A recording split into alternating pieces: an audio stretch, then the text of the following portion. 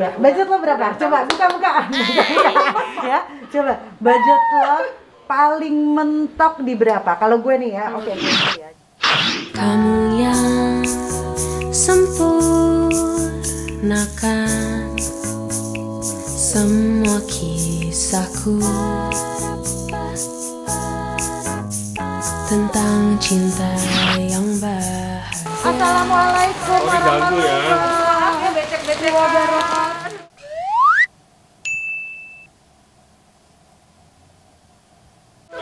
Jam ini kita gangguin. Iya loh. Maaf loh kan. Harusnya kan lo selimutan, ya kan? Oke, ini sebenarnya adalah area yang dipaksa menjadi studio ya kan?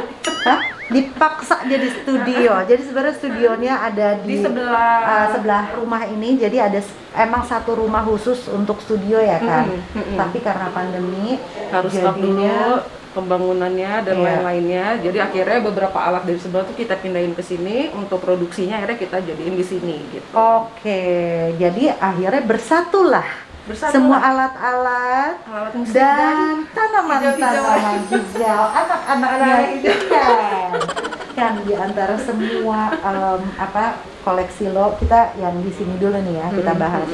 Yang paling jadi favorit lo apa sih? Ini kan Monstera ya kan? Borsigiana. Lo kayaknya Monstera lengkap ya, dari mulai Borsigiana ada, Delphiosa ada. Sebetulnya kalau khusus Monstera ya secara spesifik yang suka banget tuh sebenarnya laki gue. Dia tuh paling nggak tahanan, matanya mata Monstera. Jadi kalau kita pergi kemana-mana lihat Monstera, dan itu dia kayak gitu tuh khusus Monstera sama Platycerium. Platycerium tuh yang tahu nggak sih yang kayak gantung-gantung tanaman-tanaman epifit yang dia kerjanya tuh kayak numpang di ini orang, kayak misalnya contohnya kayak tanduk rusa, coronarium kayak gitu-gitu. Nah, dia suka tuh ya. Suka banget yang kayak gitu. Jadi kalau lihat banyak Monstera di sini itu punya dia, walaupun ujung-ujungnya gue yang ngurus. Iya. Tapi yang Monstera sih emang ya dia tuh everlasting banget sih. Iya, makan waktu. Lo punya Montai nggak sih? Montai belum. Jadi Monstera lo yang biasa aja, tapi jenis variegata, mint atau Thai. Thai belum, ya? Mint belum, Marmorata belum. So far sih baru punyanya ya Monstera hijau aja, sama paling yang variegata biasa.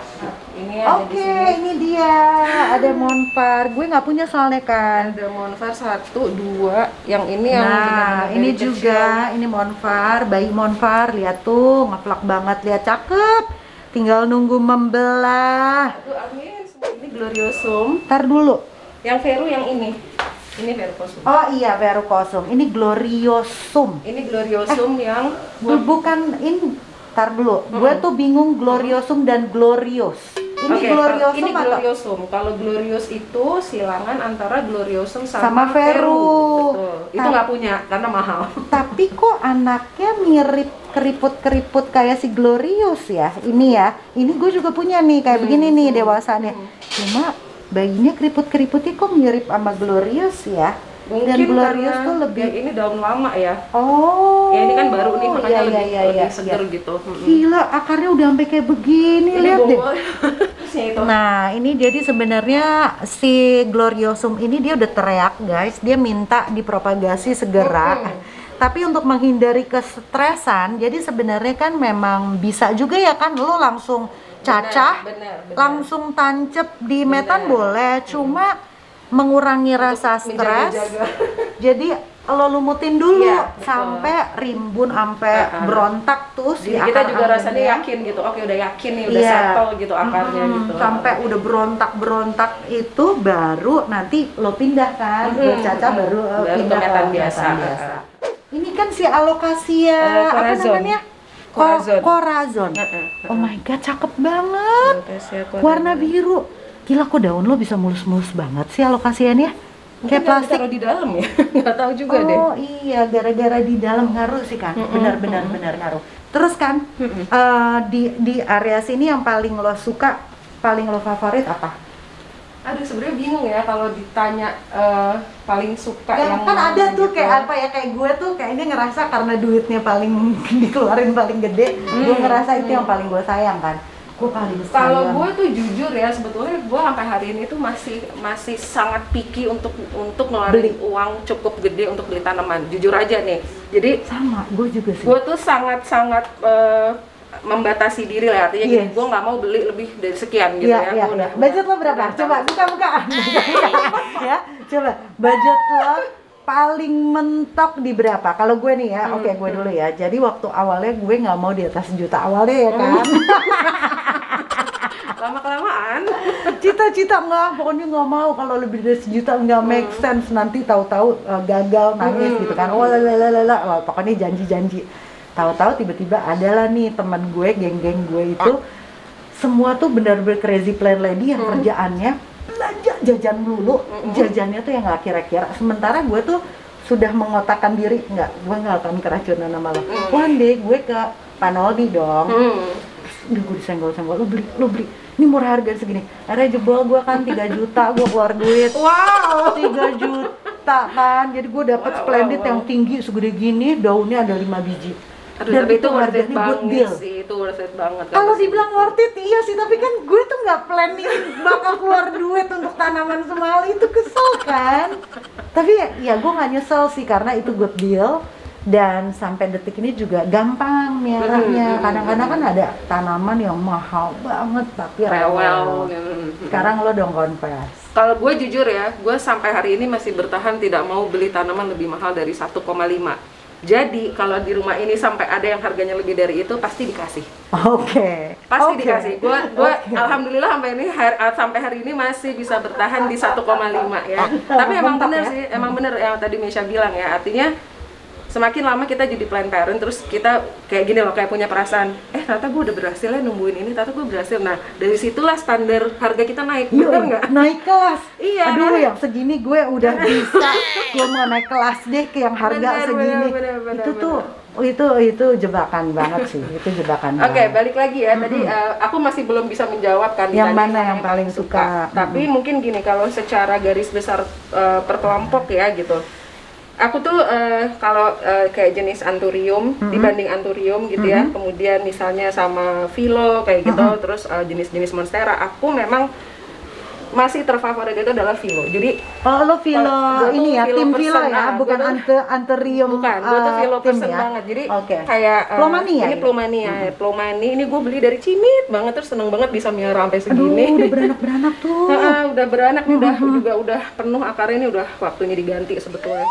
Oke, sekarang kita ada di spot yang kayaknya the biggest spot dari Kikam's house, di mana anak-anak hijau dan anak-anak kayunya, bantalan kereta koleksi suaminya hadir di sini.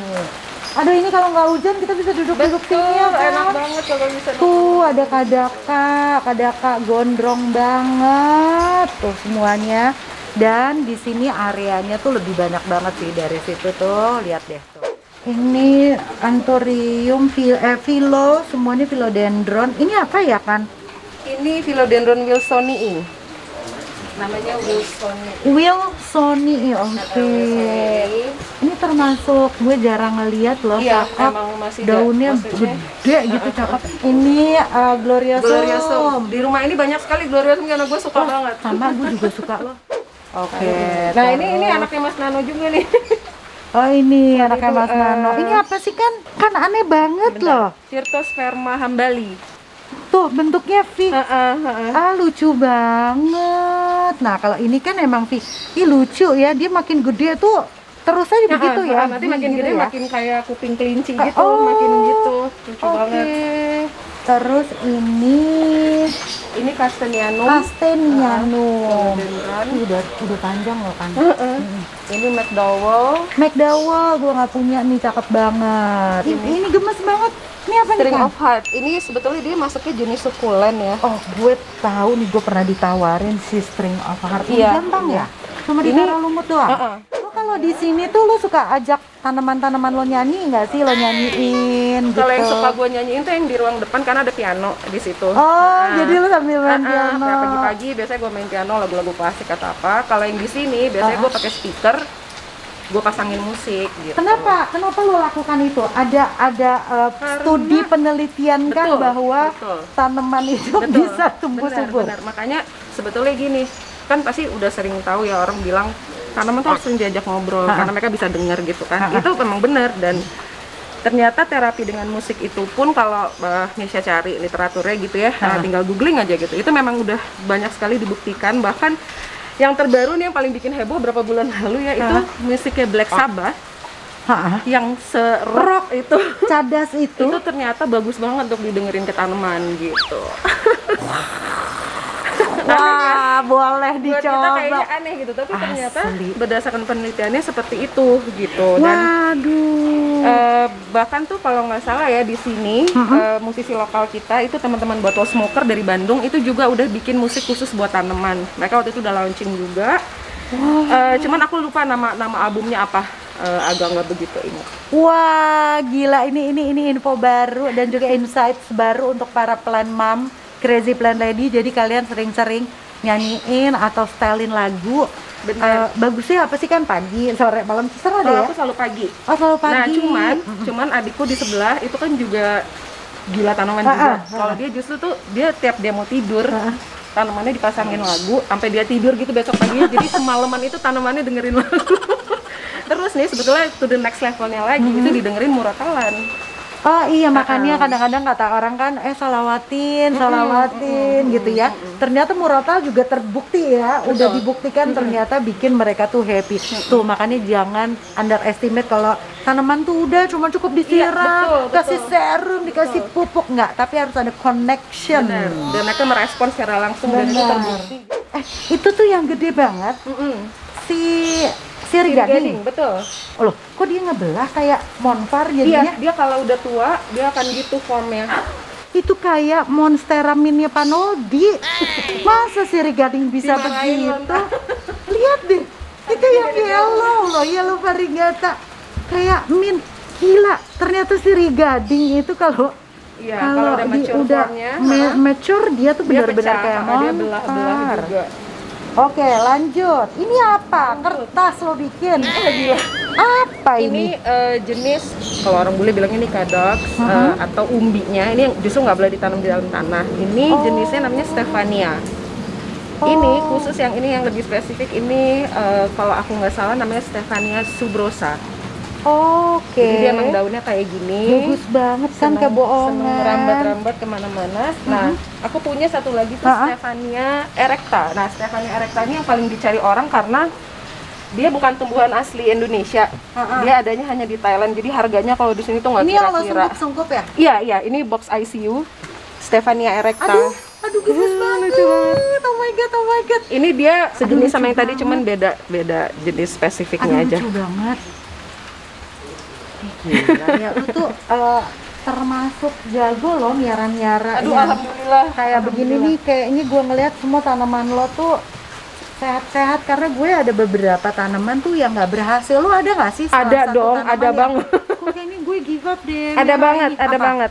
Nih, dia nih. Friedek, alokasinya Friedek. Oh iya. Gue nggak tahu kenapa ya, dari dulu. Nih jatuh gini kan? Dari dulu tuh kayak dia tuh nggak pernah bisa lebih dari 3 daun. Iya. Tiap muncul yang keempat pasti yang satu mati. Tiap muncul yang keempat yang satu mati. Nggak ngerti gimana orang tuh bisa punya tuh rimbun. Iya, benar. Terus gue punya satu lagi nih, nasibnya juga sama. Ini kasusnya juga sama si Friedek ya? Nah, ini gue nyerah banget deh sama dia. Maksudnya bener-bener kayak udah deh, gue udah nggak tahu lagi. Padahal lo udah nyanyiin, lo udah mau rotalin, udah nggak tahu mau dengan trik apa. Dia sama satu lagi yang nggak akan dilihat di sini karena udah pernah nyoba berkali-kali dan selalu gagal, itu adalah Pilea. Oh, Pilea, kayak dia kan kayak si peperomia, tapi mirip dia kayak jamur gitu yang cuma gantung-gantung hanging gitu ya? Enggak, dia kayak ada batangnya gitu. Iya, ada batang. Dia kayak gitu-gitu. Oh, itu juga lo nggak berhasil ya? Kan dari semua koleksi tanaman lo ini, lo ada wishlist lo yang one day nggak tahu kapan gitu ya, kita nggak tahu, yang misalnya tuh harganya mahal banget sih, ntar gue mau beli tapi nggak sekarang. Ada nggak? Banyak. Banyak. Kalau dari jenis anthurium ya, gue yang lagi gue suka banget, pengen banget itu Forgeti. Anturin Forgetti. Itu bagus yang banget. jebleh banget Suka itu banget. kan, yang kayak atasnya, atasnya nggak ada belahannya, iya, nggak ada gituannya. lurus Dia gitu, kayak terus dia ke bawah. Itu cakep banget. itu lagi pengen banget Forgetti. Terus kalau Philodendron lagi pengen banget Rugosum atau Pigskin, orang suka bilang Oh, juga pigskin. Iya, temen gue kemarin baru beli pigskin. Itu juga cantik banget tapi mahal Suka banget. ya lo mahal pigskin ya? banget. Suka banget, pengen banget punya itu. Terus satu lagi kalau dari jenis-jenis kayak apa Monstera yang pengen banget itu punya Dubia tapi yang udah gede. Oh, dubia. Yang udah pecah gitu, yang udah cakep gitu, udah mateng, udah jadi gitu. Pengen banget, tapi harganya nggak mungkin. Iya, harganya udah gila banget ya. Walaupun mungkin belum semahal Obliqua ya, Iya, gitu, iya, tapi tetap udah mahal dan kayaknya kecuali tiba-tiba misalnya gue menang lotre atau nggak akan beli. Itu mahal banget soalnya nggak sanggup. Mahal banget ya. Ini kode mungkin tiba-tiba ada seller yang hilaf. Tiba-tiba dia amnesia gitu terus mau ngirim ke kita. Amin. Wishlistnya sudah ketahuan apa-apa aja. Kali-kali kan banyak banget seller yang hilaf kan. Betul. Tapi kan mau apa gitu, terus hilaf aja gitu dia mau ngasih. Ini Tomatophyllum Mercy. Oke. Ini sebenarnya masih menjadi perdebatan ya, nggak tahu dia tuh masuk kelasnya tuh Tomatophyllum atau Philodendron, masih orang juga masih kayak banyak pro kontra, nggak tahu aku yang mana yang benar. Ini Vivipara lo kenapa Remus bisa Satia. kenapa bisa melenghoi ke kanan? Nggak ngerti, Oh, nggak dia ngerti. ngikutin matahari kali ya. Mungkin, Mataharinya di mungkin. sini. Tapi ini tiba-tiba dia tegak. Bisa ke situ. Tapi Vivipara lo termasuk sukses nih, Gede. Ini siapa yang ngurus semua kan? Lo atau dibantu sama asisten? Gua totally semua karena gua tuh nggak percaya sama orang lain. Maksudnya kalau untuk Ya. ngurusin mereka ya Ya kayak takutnya salah ya. dan gua kan hafal ya mana yang harus Wah. berapa hari sekali, mana Ya. yang harus nggak boleh pakai ini, mana itu gua bener-bener hafal each one of them. Jadi agak susah untuk paling susah kalau tiba-tiba musik keluar kota. Iya, Itu asli. panik-panik. Gua Aduh, kemarin mau ninggalin mati. 2 hari aja ke rumah, cuma staycation di Jakarta doang, kepik. Pulang-pulang udah ada yang kuning-kuning tuh. Iya, Aduh, benar. kesel deh. Kan lo suka termasuk orang yang gila serum gak sih? Gue 50-50 ya, maksudnya nggak bisa dibilang Tergantung kebutuhan. dibilang gila banget juga enggak. Karena menurut gue sebelum gue mulai nyoba serum-serum ini kan gue udah main tanaman gitu tanpa serum-serum ini, fun aja gitu. Jadi memang serum-serum ini kalau di gue sih sifatnya lebih kayak booster. Dan sebisa mungkin gue juga tidak mau ada ketergantungan, makanya gue juga selalu lebih prefer yang organik gitu. Yes, benar yang organik. Karena gue pernah punya pengalaman yang buruk banget kan gara-gara serum. Jadi kayaknya tuh di mindset kita kalau udah dipakein serum dia bakal jadi wah rimbun dan berarak pinak. Tapi ternyata malah daun-daunnya itu mutung, gosong karena overnutrition. Karena metannya pun gue ganti dengan metan sultan yang kalau kata orang tuh metannya udah dicampur dengan segala macam rupa bahan-bahan yang bagus. Sementara kan kalau gue lihat kan metan lo standar ya. Metan beberapa gue ada yang ngeracik sendiri, ada yang memang beli jadi. Oke, tapi kan percampurannya ya si Daun bambu atau andam? bukan andam kering, terus udah gitu gerabah, sama paling ditambah kokopit dikit. Iya, ada kokopit, Yang penting ada pasir poros. malang. Yang penting poros, tapi kan juga sebetulnya tiap jenis itu Beda-beda. kebutuhannya beda-beda. Benar. Dan makin kesini itu juga apa ya, metan tuh ada perkembangannya juga gitu. Artinya kalau dulu orang percaya hanya pakai ini kayak misalnya kalau kita bicara soal petani-petani yang di daerah, mereka nggak punya kan akses untuk ke bahan-bahan yang mahal, mereka hanya pakai ini sukses. Maksudnya bisa-bisa aja gitu kan bertani selama puluhan tahun. Cuman makin kesini kan kita makin dapat pengetahuan baru nih ya, karena tren tanaman ini kan juga secara global pun ikut naik gitu ya, nggak cuma di Indonesia aja. Akhirnya jadi belajar tuh macam-macam pumis, ada akadama lah, ada apa-apa segala macam yang ternyata itu gue pelajarin dan ternyata memang punya fungsi berbeda-beda untuk nutrisinya akar gitu. Iya, jadi Kurang nggak lebih bisa kayak gitu. nggak bisa dipukul rata. Benar. Semua tanaman metannya apa segala macam tuh memang nggak bisa dipukul rata. Dan makanya gue paling seneng nih ya, paling seneng kalau beli tanaman gitu ya, online maupun offline. Gue tuh paling seneng kalau dapet tanaman yang entah gimana si tanaman sama si metannya itu tuh cocok banget. Jadi kayak tahan bisa lama banget, nggak gue apa-apain tuh dia tetap bagus tuh. Gue seneng banget. Salah satunya si Alocasia corazon yang tadi lo lihat di dalam itu yang rimbun itu dari awal gue beli nggak pernah gue ganti metannya. Iya.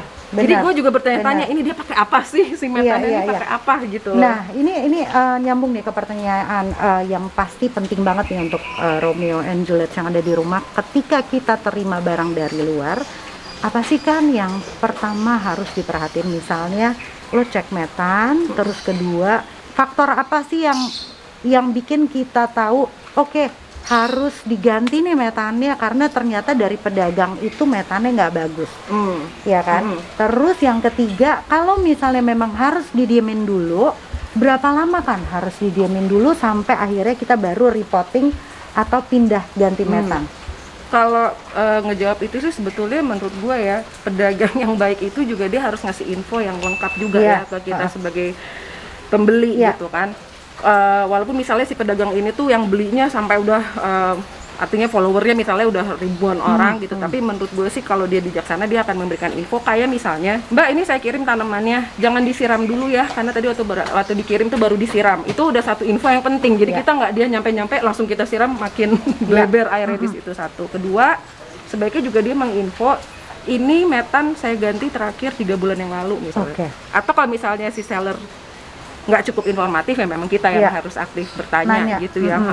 Itu yang pertama. Kedua, kalau gue tiap ada tanaman baru datang gitu, gue cek metan itu nomor satu yang paling penting itu gue pasti cek ini ada hama apa enggak gitu. Karena bisa langsung kelihatan ya kalau misalnya ada apa-apa yang gerak-gerak gitu atau apa gitu, itu langsung kelihatan. Itu cek hama satu. Kedua, gue pasti ngecek coba aja ambil gitu sejumput dia apa sih ini bahannya gitu, biasanya bisa langsung tahu. Terus kalau misalnya udah ketahuan misalnya oke, ini bahannya ada andam, terus campurannya apa, terus diapain kan? Kalau gue sih biasanya pertanyaan berikutnya gue tanya ke sellernya ya, ini terakhir ganti metannya kapan gitu. Karena memang metan tuh katanya tiap 6 bulan harus diganti ya. Nutrisinya udah hilang. Tapi sebetulnya mutlak. Itu nggak mutlak juga sih ya. Kalau misalnya banyak di dalam metannya kandungannya ini banyak pakai batu-batuan vulkanis, itu biasanya nggak terlalu sering ganti juga nggak apa-apa. Yang susah itu kadang-kadang kita nanya ke seller, ini terakhir ganti metan nggak tahu karena itu dari petani. Kadang-kadang gitu tuh, itu repot tuh. Udah kayak gitu akhirnya kita coba membaca aja sendiri gitu, kira-kira kapan ya baiknya diganti gitu. Oke, jadi kesimpulannya adalah kita sebagai pembeli harus aktif nanya. Kapan terakhir disiram, kapan ganti metan, apa dipakein pupuk atau enggak metannya, kayak gitu. Jadi jangan ragu sih untuk nanya, karena biar gimana pun kalau kita tahu pemeliharaan sebelumnya kayak apa, kedepannya juga si tanaman ini nggak akan stres. Betul. Oke, karena waktu asar sudah tiba, kan ada spot lain selain ini atau ini doang ya? Terakhir sih ini paling ya. Oke, kalau gitu sepertinya waktu azan juga yang memisahkan kita. Thank you so much. Terima kasih, mudah-mudahan untuk mantan yang ada di rumah semuanya bisa jadi insights dan juga masukan buat kalian. Pilih-pilih tanaman yang ada di kebunnya Kikan. Nanti kalian boleh contoh sambil nyanyi-nyanyi atau sambil sholawatin atau murotal, pokoknya apapun itu. Semoga berguna. Thank you for watching. Bye-bye.